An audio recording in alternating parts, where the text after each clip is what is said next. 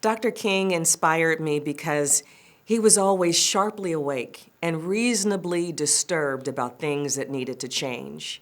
He was a dreamer and a servant for his community. He prayed and he created messaging that people could organize and rally around. He knew that winning a battle didn't mean that he could just sit back and rest.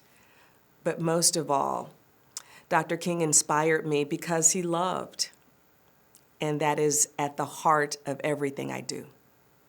People who've had a major influence in my life would be my ancestors and my parents.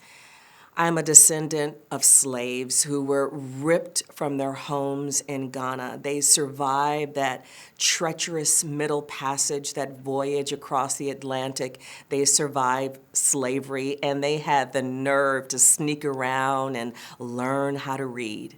It took them 12 years to do it, but they never gave up.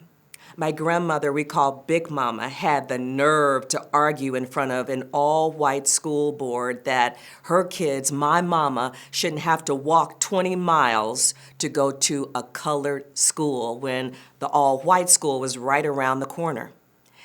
When those kids spat in my mother's face when she integrated that school, she had the nerve to become valedictorian.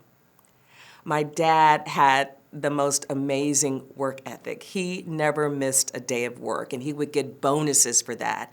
And from those bonuses, he created a scholarship fund.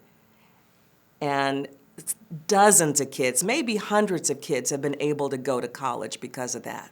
That is nerve, right? They inspired me because they never gave up on their family and their community, and neither will I. I would ask Dr. King, how can you help me persuade my community to lead in the now, lead in the next, lead in the out there? How can you help me teach them how to work better together and utilize the gifts, the power that we already possess, power that helped us build grocery stores and banks and the largest Black hospital in the world, Homer G. Phillips Hospital in 1937. How did we do that, Dr. King? And Dr. King would probably say, because we worked together then, and we must work together now. Thank you, Dr. King, for teaching us how to stick with love, because hate is too great a burden to bear.